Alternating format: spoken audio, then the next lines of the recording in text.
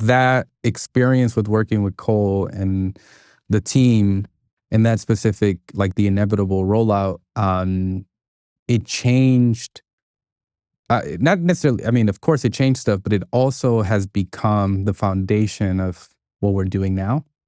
The only reason we can onboard 8,000 artists a day today was because of what we learned from that, you know? Well, let's talk about one of those, because you did an amazing situation and deal with J. Cole and Ebe. Congratulations on that, by the way. That was massive. Yep. And just for context, you did a 10-year anniversary of Forest Hill on Even platform, and it was exclusive to Even, if I'm not mistaken. Was it exclusive to J. Cole? Even was just the infrastructure. Got you. Yep. Okay, so yeah, exclusive to J. Cole. Yep. On the Even infrastructure, but alongside that, there was also a podcast or an audio series that came with it, where it's Ebe and Cole talking, you know, just through their experiences. Yep. And on top of that, what you have an interesting layer, I think, was the community chat within the platform. Talk to me about how you went through that deal, because for the last little bit, we've been talking about independent artists and how to get on the platform and how to generate revenue, but you're doing it with artists at a major label level as well. Yeah.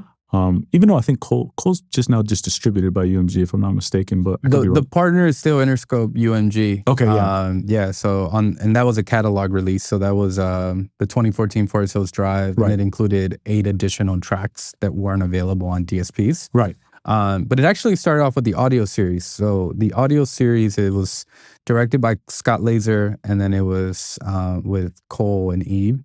And the opportunity actually came about through Sasha. So Sasha, who is in the team, in like the Dreamville team, it's always difficult to like give him a title within the scope of like what they do, but he is really like, at least in the relationship of Even and Cole, Sasha has been really the point person. Right.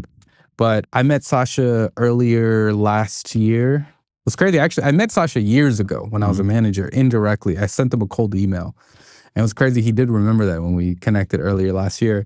And he had bought a couple releases on the platform through, I don't know if you know Payne, Philip Payne. Yeah, of course. Yeah, so Payne's actually my guy. Like, he's the one that was the dot connector. He had he had Piff Marty on the platform. He was like our artist number 6. Oh, crazy. Back when it was a beta. Oh. And then we did J Safari with Payne, and then he introduced me to Sasha. Sasha was like, this is really cool. He's like, you know, he just kind of like stayed close. And then sometime last fall, I would say it's like the first week of November, I get a call like, hey, we want to have a conversation about like what this could look like for Cole. Yeah. And I was like, look, man, I'm all ears. Like, let's figure this out. I want to take a quick break in the pod right now and talk to you guys about something I think could be of importance to you. If you're listening to this pod and thinking, I could really use some personal guidance right now, and you're serious about building your career in the music business, I'm now offering one-on-one private strategy sessions. These are fully personalized, just you and me tackling whatever you need in your music career. Listen, this is the part where you might be thinking to yourself, who the heck is this guy? Well, I got over 17 years of experience in the music business, whether it was working as a manager with artists like Jessie Reyes, or working with major record labels like Island, Republic, Universal Music Group, or Sony, or producing content for high-profile artists like The Weeknd and Eminem, to producing content for elite brands like the NBA and Nike. I can definitely and confidently say I can help you map out your next moves. Whether you want to talk about structuring your team, navigating the industry, scaling your brand, or just simply learning how to make money in this music business, whatever's most relevant to where you're at, let's talk. You can now book for a fee a one-on-one session with me, an artist manager and a podcast host, to help you figure out your next steps. Find the link in the description below to book a one-on-one consultation session. Also, big shout out to those who watch this podcast. Bringing value to an audience who seeks it is a blessing. I can't thank you enough for tuning in. I appreciate you. Now let's get back to the pod. So we jumped on a call. Me and Cole had a conversation with Sasha. And then they brought up that they had this audio series.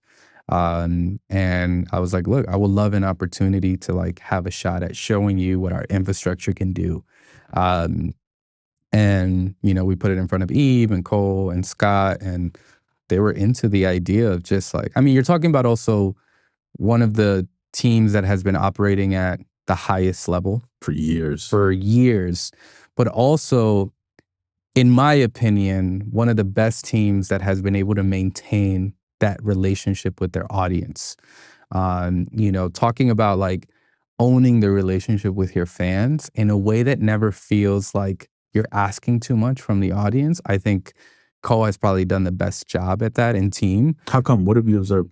Honestly, like, have you been to Dreamville Fest? Did you? I haven't. I have not. Word. Well, it's done now, but I was at the last one, and you know, it felt like a cookout.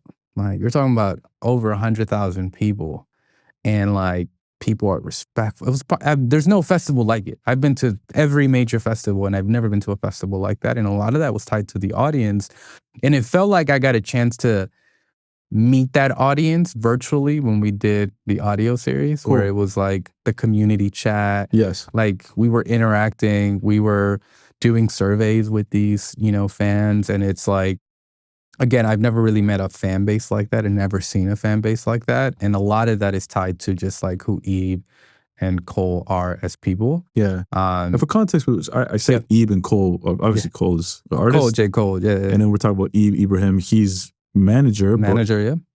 I guess in a creative role now. Like, I don't know how it is, and I don't want to assume, but yeah, I mean, honestly, I think even look, I don't ask many questions. I'm just, I think for me, it's like when I work with the team, it's more so I'm talking to the team, right? Yeah, there's this, you know, I feel like most of the calls that we had, it was always like Sasha, Scott, Cole, and Eve. You're right. And you know, Scott also plays a big role in this. He's the director of the audio series, but he's also pretty involved with like the overall like creative direction. Very cool, yeah. Which again, I wish I knew everyone's titles. I think for me, it's just like I just see them get the as shit done, man. they're literally great partners in a business that's been thriving for many years. Yes, and no one's ever been caught up on titles where like I had to remember people's titles, but they're a collective of, again, a team that moves really tight and they get stuff done. And it's honestly changed the way that I do things at Even. Like, it was so inspiring to see how they work, and every detail matters, right? Like, every little piece. But also, like, there was moments where things weren't perfect, right? They also understood that we were a startup. And in those moments where things didn't go perfect, they didn't turn their back on us. Yeah. They were like, let's figure this out. You know, let's figure out how can we make this. Yo, that's so important. Which doesn't exist in this industry, which is like phenomenal. Right. Yeah. Because most people in this business, unfortunately, likes to point the finger and yell whenever something goes wrong. Yeah.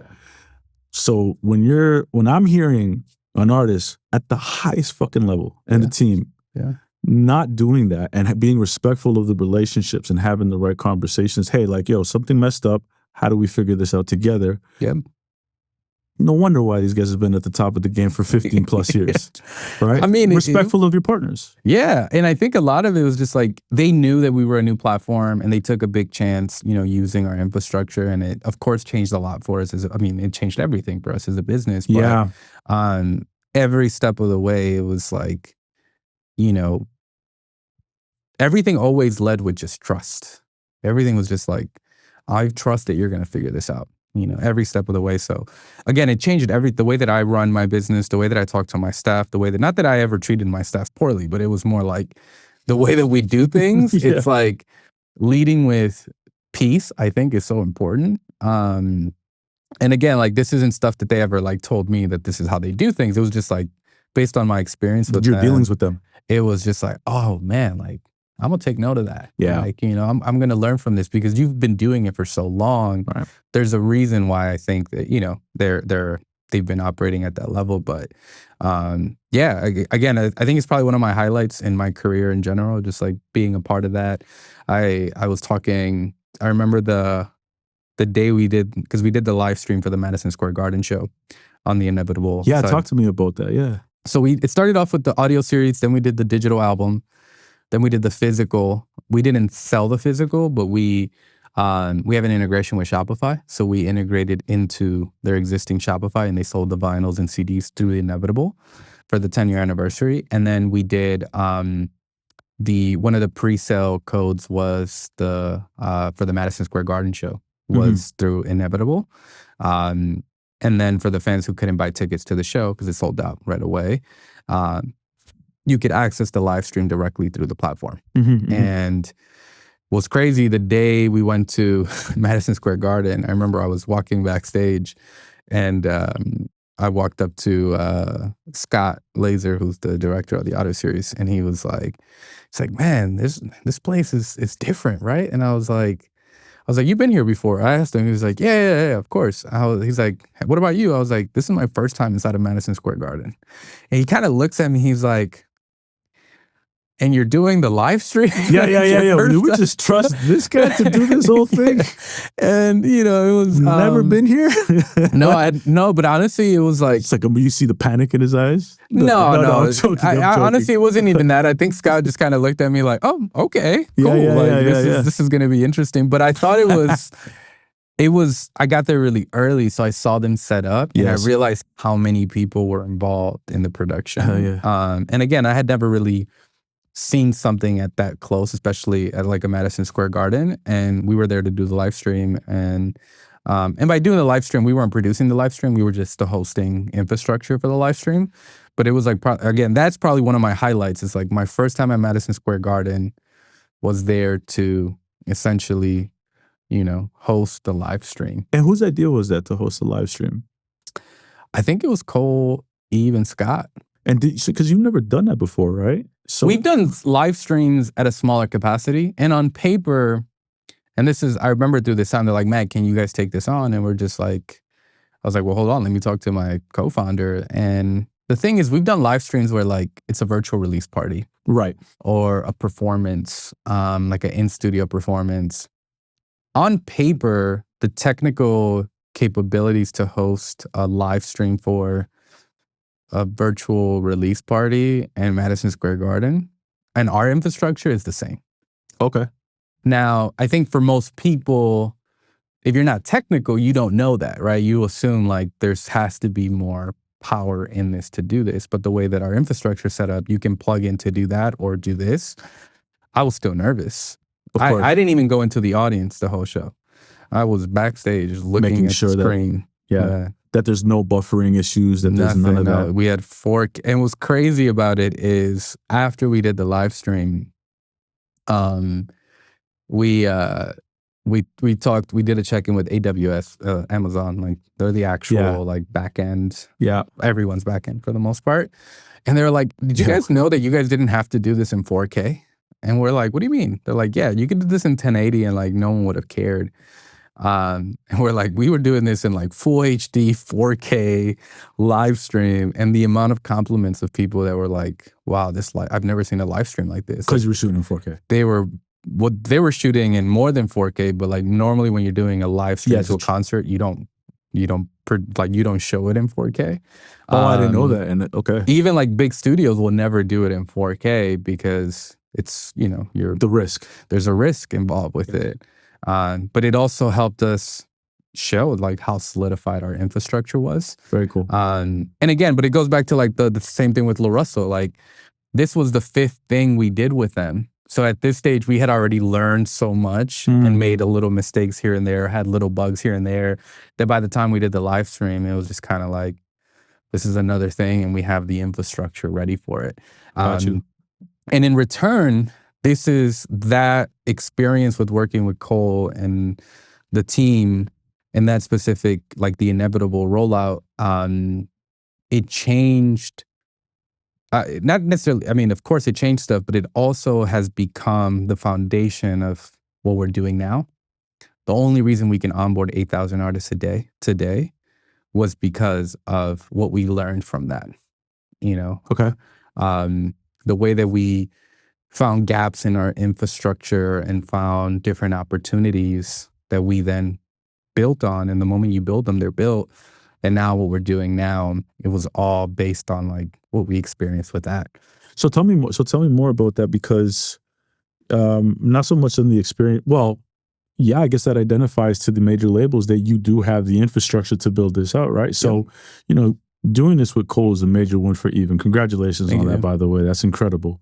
But so now, what does that relationship look like with the majors? I mean, you work with these artists, right? Or figuring out what the structure looks like. But I can see that being a little bit more complicated than working with an independent artist through distributors because, you know, I'm sure finding out like at the major label system, every single deal is different. No two are alike. As much as people think that they're all the same, they're not. They're all very different deal structures. So how are you navigating that? Yeah, I mean, I think for me, it's always like I always try to zoom out, right? And at the end of the day, we're working with people, and I treat the way I do business with one partner the same way that I do with other partners, right? My job is to never force anyone to do anything they don't want to do.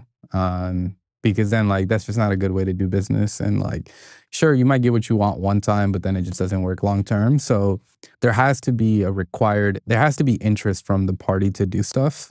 And I think when it comes to the major labels, I see it no different than our distributors and our indie labels. Yes, there's